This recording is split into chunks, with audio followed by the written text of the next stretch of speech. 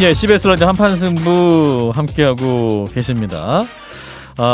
지난달 1일에 있었던 지방선거, 민주당이 몇 곳이다, 국힘이 몇 곳이다 하면서 이제 경마보도하듯 정치공학적 관점만 많이 있었는데요. 자, 민선 8기 지방자치단체 이제 8기를 맞았는데 이 풀뿌리 민주주의를 안착하기 위한 그런 과정이기도 한데 그 성과에 대해서는 아직 찬반양론이 많은 상태입니다. 그래서 오늘은 지방자치단체장 이래서 꼭 필요하다 이런 입장에 대한 근거가 될 수 있는 그런 또 구청장님 한 분을 스튜디오에 모셨습니다. 서울시 성동구청의 정원호 구청장을 모셨습니다. 어서 오십시오. 네, 안녕하세요. 성동구청장 정원호입니다. 예, 우리 진 작가님, 네, 김성애 안녕하세요. 소장님 말씀 주시죠. 네, 반갑습니다. 자, 우리 김성애 소장님이 그 성동 구민이십니다. 예, 제가 뭐 비밀 투표 원칙을 어기고 말씀드리자면 투표도 제가 정원호 구청장한테 했고요. 제가 이 동네 저 동네 살아봤는데 동네 살면서 구청장 이름 알게 된 거는 사실 저도 굉장히 정치 고관여층이지만 예. 구청장의 이름을 되게 알게 된 이건 이 성동이 처음이어서 좀 예. 되게 관심 있게 지켜보고 있었는데 예. 어떻게 이렇게 좀 뵐 기회가 생겨서 아주 재밌습니다. 저는 지금 개인적으로.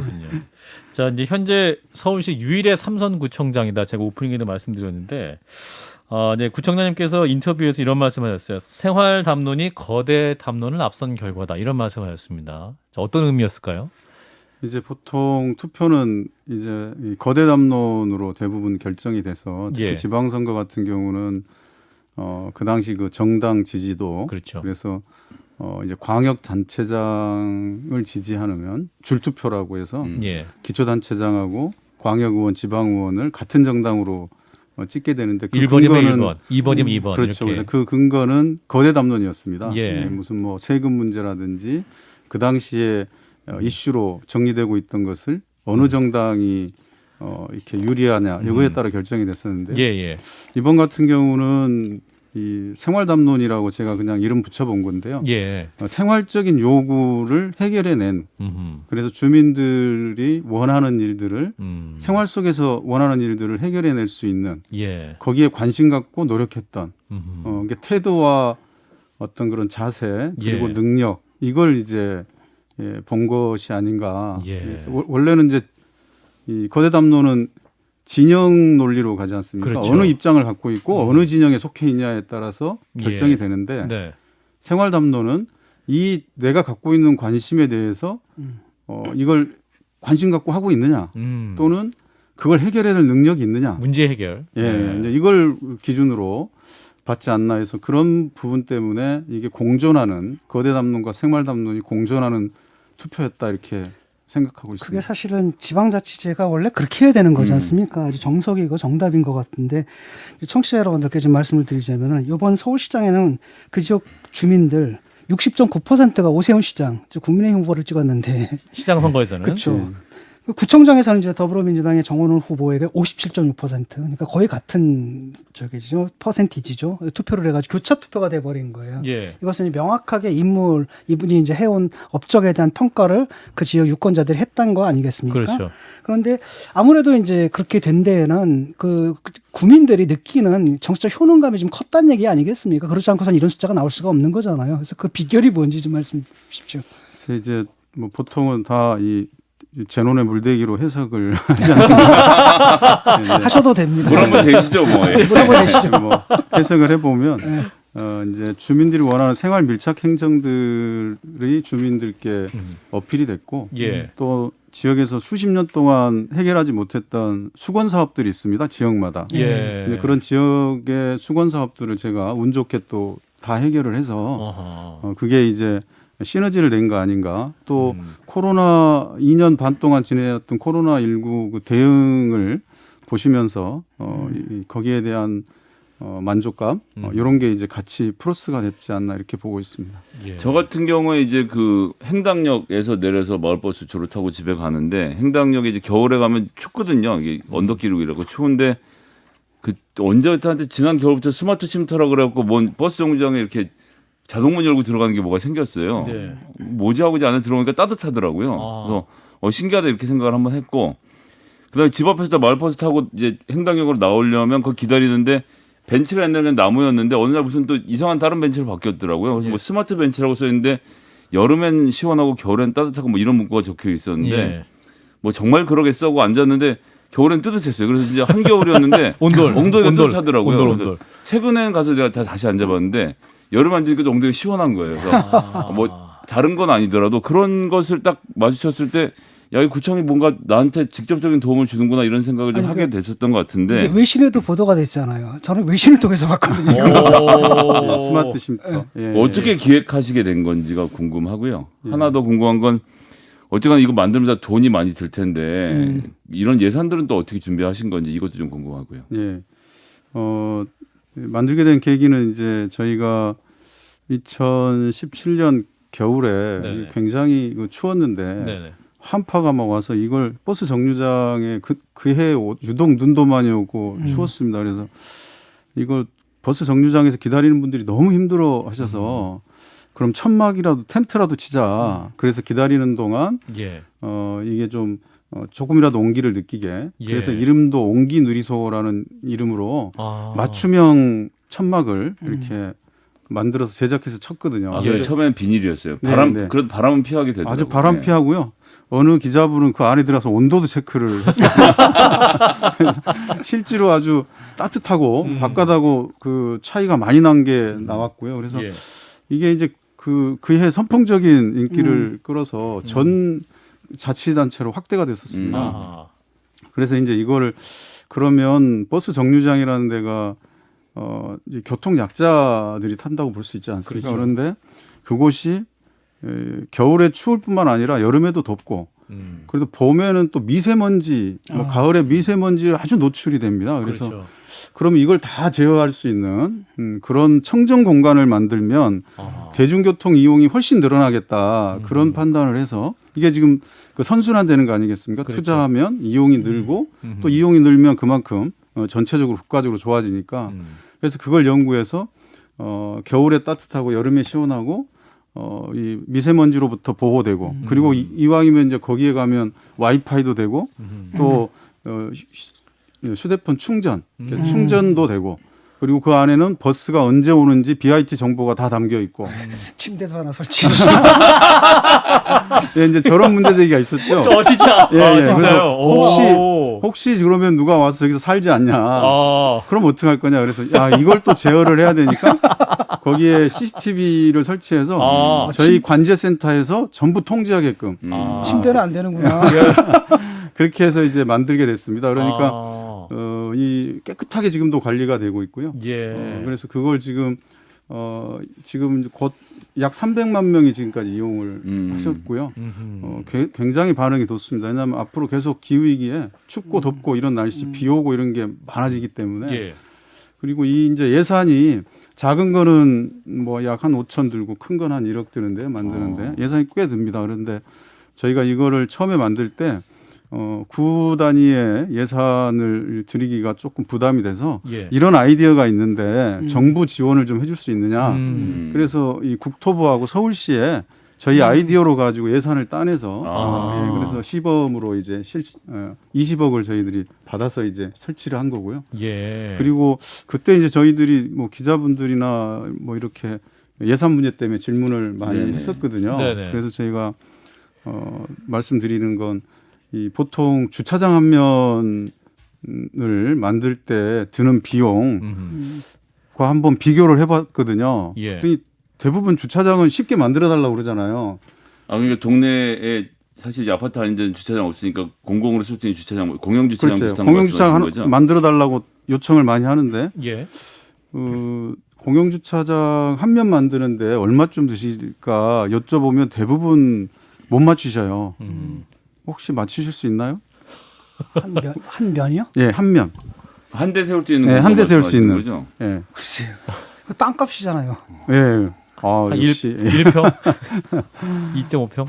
예, 보통 저희가 한 2억, 예. 예, 평균 한 2억 좀 들고요. 차 한 대 차 한 대 세우는데 세우는데. 예, 예. 그럼 그리고 10대를 세우면 20억입니까? 예, 그리고 최근에 저희가 한 면 만드는 3억 5천까지 예, 들여서 만들어 봤는데요. 예. 그게 지금 땅값과 연동이 되기 때문에 근데 딱 그 면만 차지하는 게 아니라 회전 반경이 있고 뭐 이렇게 다 계산하면 굉장히 많은 비용이 듭니다. 근데 그 주차장 한 면 만들어 달라고 하는 것에 대해서는 별 부담을 안 느끼시는데 이 버스 정류장에 이거 설치하는 것에 대해서는 예산 낭비 아니냐라고 질문하시는 분들한테 저희가 그런 설명을 해드렸죠. 그렇군요. 지금 이제 방송 들으시는 분이 김효진님이 구청장님 정말 자랑스럽습니다라고 또 우리 성동 구민이 또 댓글 주셨고 이승우님도 효능감이 진짜 팍팍 느껴진다라는 말씀을 주셨는데 한 100여일님은 이런 질문 주셨어요. 그 스마트 아까 쉼터 코로나로는 안전합니까? 이렇게 질문 주셨는데 이 밀폐된 공간이 있으니까 코로나로 안전하지 않을 수 있지 않냐. 저희가 제작 과정에 하필 코로나가 왔습니다. 만들고 있는데. 아 그래요. 그래서 그러면 코로나로부터도 막자. 그래서 거기에 이게 살균 작용을 할 수 있는 기계를 설치했고요. 또 들어갈 때 마스크를 쓰지 않으면 문이 안 열리게. 네, 그것까지 해서 사실은 외국에서 유명해진 거 그것 때문에 유명해졌어요. 마스크 안 쓰면 안 열리게. 마스크 안 쓰면 안 열리고 그 안에 들어가 있어서 마스크 벗으면 그 우리 관제센터에서 마스크 쓰라고 안내 방송하고. 그렇군요. 네, 그리고 거기 이제 안에는 또 살균기가 작용돼서 코로나 바이러스를 다 살균하는 그런 기능을 갖췄. 그것까지 하느라고 좀 늦어졌어요. 그러셨군요. 이게 이제 외신에 나잖아요. 예. 그럼 또 귀신같이 또 그 퍼다가 또 SNS에 올리거든요. 그래서 제가 외신을 찾아보는 게 아니라 SNS에서 굉장히 많이 올려가지고 특히 이제 외국만이 아니라 우리나라 그 SNS 유튜버들이라든지 아니면 저 페이스북 하는 사람들도 굉장히 화제가 많이 됐는데요. 그 저는 이제 궁금한 게 그 사실 뭐 기술도 좀 필요하고 그다음에 디자인도 필요하고 처음에 아이디어를 낸 다음에 그 구현하고 이런 과정들이 있을 거 아닙니까? 그 과정이 좀 어땠는지 좀 설명해 주시죠. 반대하는 사람 많았기도 하고. 네, 그러니까 그 옹기 누리소부터 이제 시작을 했으니까요. 근데 이게 어떻게 보면 진화하는 과정이죠. 그렇죠. 자연스럽게 이제 이러이러한 기능들이 쭉 제가 좀 전에 설명드린 대로 계속 플러스 됐습니다. 기능들이. 예, 그렇게 기능들이 플러스 되면서 이제 그 코로나까지 와서 코로나까지 대응하는 그 기능까지 추가를 해서 진행을 했는데요. 그때마다 이제 우리 구민참여단이라는 분들이 있습니다. 구조가. 그분들이 이제 와서 테스트도 하고 뭐가 보강됐으면 좋겠다. 그런 말씀도 해서 계속 보강하고. 그래서 보통은 어떤 사업들은 그렇게 보강 과정에서 실패하는 사업도 많거든요. 그 요구를 다 충족을 못 시키니까. 그리고 이 디자인도 사실은 이제 이 디자인이라는 게 도시에 어떤 그런 시설물이 들어서면 그 도시 전체의 균형을 깨면 안 되거든요. 오히려 빛나게 해야 되는데 그래서 저희가 이제 한참 고민하다가 이제 대기업하고 MOU를 맺어서 대기업으로부터 그 디자인을 저희가 제공을 협력을 받았습니다. 그래서 아주 디자인도 이렇게 왜냐하면 아무리 기능이 좋아도 이게 뭐지 보기 싫으면 안 되잖아요. 그렇죠. 그 스마트 벤치 같은 경우도 되게 작고 심플한데도 디자인도 되게 예뻐서 그런 게 다 그런 여러 가지 연결들과 이런 것을 통해서 만들어진 거예요. 저희는 이제 행정기관은 MOU 맺기가 참 좋습니다. 기업으로부터. 그래서 기업하고 MOU에서 저희 기업은 뭐 사회공헌의 일환이 되는 거고요. 저희는 그걸 통해서 이제 주민들에게 서비스를 제공하고. 이게 결국 이제 이런 정책들이 또 이제 성동구만이 아니라 전국으로 이제 슬슬 퍼져나가지 않습니까? 그 밖에도 성동구 정책에서 출발해가지고 국회 입법이 되거나 전국적으로 도입된 사례들이 좀 있었던 걸로 기억을 하는데 어떤 것들입니까? 젠트리피케이션이라고 이제 보통 뜨는 동네 역설 해가지고 제가 그 동네 살고 있습니다. 그 젠트리피케이션 현장을 보고 있습니다. 그래서 홍대 쪽에 사세요. 그러니까 젊은이들이 정말 아이디어를 내 가지고 예쁜 가게를 만들잖아요. 좀 이따가 쫓겨나요. 거기다가 이상한 가게들이 생기고. 그래서 저희가 이제 성수동 지역을 도시재생으로 이제 개발하는 지금은 이제 뭐 아주 핫해졌는데요. 그 첫 시작할 때부터 이 다른 도시재생 사례를 보니까. 결국 도시재생이 성공하면 젠트리피케이션 때문에 결국은 성과가 다 사라지더라고요. 그래서 동시에 추진하자 해서 젠트리피케이션 방지 정책을 처음부터 시작을 했습니다. 그래서 그게 이제 상당한 성과를 얻어서 결국 그게 임대차 보호법을 개정을 불러오고 작년에는 저희들 그 도시 젠트리피케이션 방지 조례가 있습니다. 그 조례를 모태로 한 법이 만들어졌습니다. 그 지역 상권 상생 발전법이라고 그 법이 만들어져서 지금 전국적으로 이제 젠트리피케이션을 막을 수 있는 어떤 그런 근거가 생겼습니다. 그래서 이걸 이제 운용을 잘하면 젠트리피케이션을 어느 정도 막아줄 수 있는 그런 제도적 기반을 만들었습니다. 그렇군요. 또 구청장님이 그 청년이나 소셜 벤처에 또 관심 많으셨지 않습니까? 네네. 관련 정책도 있었죠? 그 소셜 벤처 육성 정책인데요. 이제 소셜 벤처라는 것은 이제 이윤도 추구하면서 사회적 가치도 실현하는 그렇죠. 그런 것을 동시에 할 수 있는 청년들이 굉장히 좋아하는 건데요. 요즘 청년들이 뜻깊은 일을 좋아하고 예. 그리고 뜻깊은 일을 하면서도 이제 경제적인 삶도 영위할 수 있는 그것을 하는 것이 소셜 벤처인데요. 예. 그걸 이제 저희가 육성하는 정책들을 해서 소셜 벤처에 지원도 해드리고 또 엑스포도 열어서 홍보할 수도 있게 하고 예. 또 장소도 제공해드리고 예. 이제 그 기업이 공간들이 부족하니까요. 이런 것들을 제공했는데요. 이게 이제 정부 정책으로 채택이 돼서 소셜 벤처가 지원받을 수 있는 하나의 영역으로 인정을 받게 됐습니다. 아하. 그래서 이게 지금 전국화된 겁니다. 그렇군요. 그것도 마찬가지로 성수동 일대 청년 벤처들이 많이 들어와서 자리 잡게 됐던 과정인 네, 그렇습니다. 거죠? 네, 네. 그래요. 이제 잘한 얘기를 굉장히 겸손하고 온유하게 말씀하고 계십니다. 근데 실제로 뭐 아이디어는 참 좋았는데 뭐 도중에 이게 해보니까 또 현실성이 없거나 이래가지고 뭐 취소가 된 뭐 그런 것들이 있었겠죠. 아, 예, 예. 뭐 어떤 게 가슴 아픈 있었습니까? 사연도 있고 그랬죠. 아, 예. 그렇군요. 이제 저희 성수동 가장 그 핫한 곳 중에 하나가 연무장길이라고 있습니다. 그 연무장길이 있는데 그곳에 이제 좀 어둡다라는 게 있어서 조명을 좀 설치했으면 좋겠다라는 주민들의 요청들이 있어서 예. 이제 조명을 설치하기로 하고 거기 가로등이죠. 예. 설치하기로 하고 서울시의 최고 디자인 그 전문 조명 전문 이런 분들의 자문을 다 구해서 네. 그래서 이제 설치를 시작을 했는데 주민 의견도 들었죠. 근데 이 설치 과정에 한 2개쯤 설치를 하고 있는데 주민들이 엄청나게 그 항의를 하는 거죠. 왜요? 이제 통행이 불편해진다. 가로등이 들어오면. 둘 중에 그래서 통행이 불편해지고 또 차량이 임시 주차하고 이러는데 굉장히 불편하다. 그리고 이 색깔 연무장길 전통의 색깔 연무장길은 그대로 두는 것이 훨씬 더 매력적이다. 이런 다양한 요구로 반대를 했는데 제가 직접 들어보니까 예. 타당하더라고요. 근데 아무리 좋은 정책도 주민들과 그 지역 주민들이 반대하면 그거는 수정하는 것이 좋겠다라는 판단이 들어서 예. 이걸 이제 처리하는데 보통 공무원들이 처리하기 어려운 게 그러면 그 예산 낭비가 되는 그렇죠. 거고 검토가 잘못된 것을 감사나 이런 걸로 나중에 예. 할수 책임도 있죠. 져야 예. 되고 그 부분에 대해서. 그래서 그러면 그 우리 직원들이 도 문제 없고 그러면 이 주민들의 의견을 할 수 있는 건 뭐겠느냐 이걸 또 고민을 같이 했는데 예. 마침 그때 그 가로등 그러니까 가로등 설치해 달라는 민원이 하나 들어왔어요. 예. 그래서 그러면 지금까지 어두워서 가로등 설치해 달라고 했는데 예산 때문에 못 해준 곳을 다 찾자.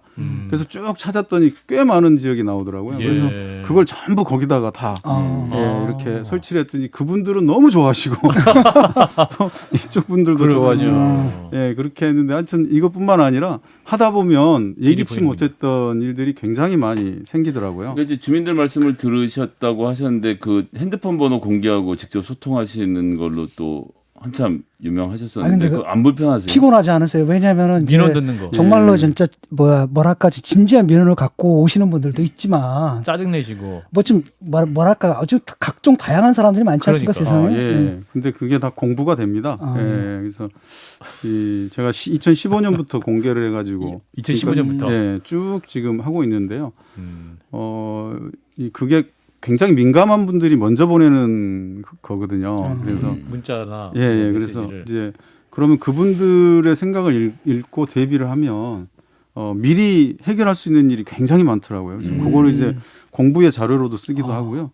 이걸 일로 생각하면 힘들지만 이제 오히려 이걸 통해서 이렇게 발전을 할 수 있다라고 보고 연구하면 훨씬 더 좋은 일들이 많이 만들어지더라고요. 공부로 아까 접근하시니까. 그 스마트 쉼터 것은 뭐 국가 그다음에 서울시의 도움을 좀 받았다고 하지 않았습니까? 근데 그 당시가 이제 박원순 시장 시절이 아니었습니까? 근데 지금은 이제 시장님이 이제 국힘 소속이란 말이에요. 어떻습니까 그 관계가?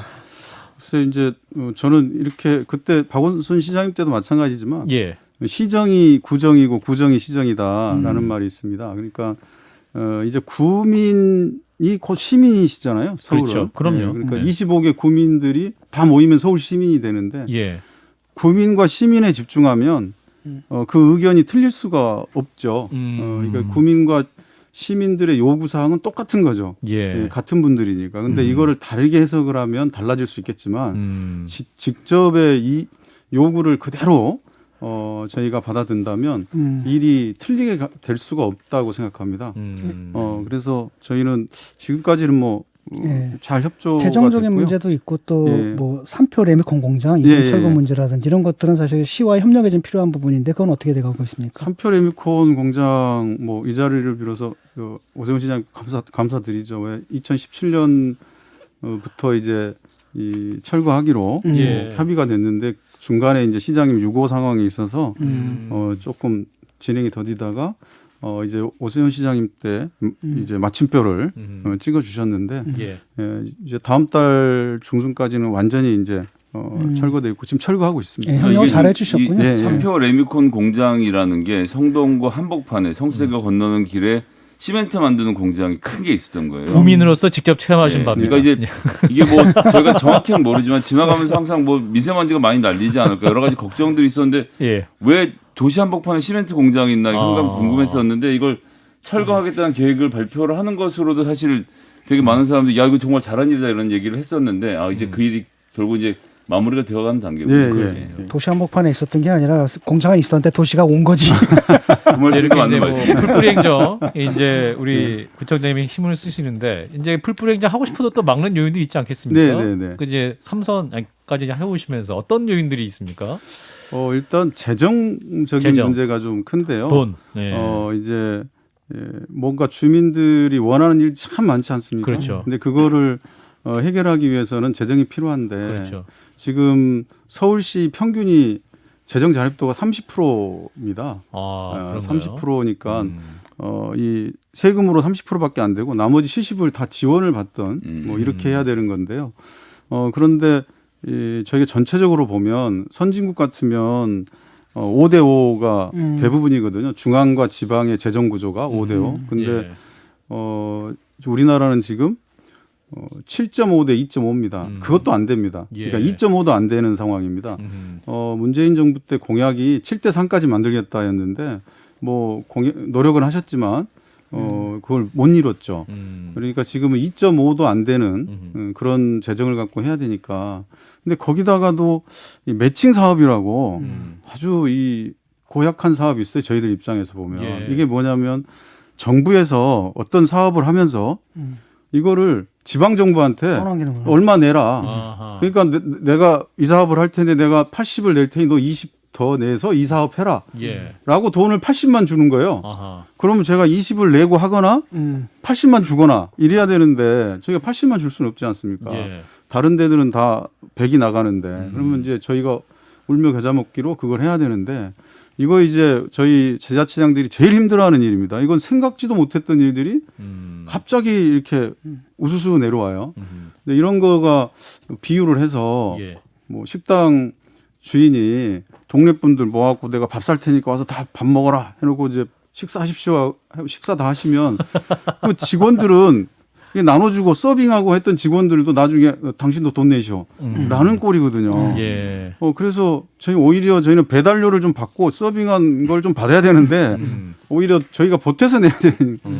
이게 저희 구 같은 경우 1년에 500억이 넘습니다. 예. 요 매칭 비용만. 예. 그렇군요. 또 그런 걸림돌 없으면 좋겠다라는 네네네. 말씀까지 들었습니다. 자, 앞으로 이제 3년임째이신데 또 국민들에게 효능과 문제는 좋은 또 행정으로 더 귀갑이 되시면 좋겠습니다. 오늘 말씀 여기까지 듣도록 하겠습니다. 네, 감사합니다. 네, 정원호 서울시 성동구청장이었습니다. 좋아요, 구독. 알림 설정.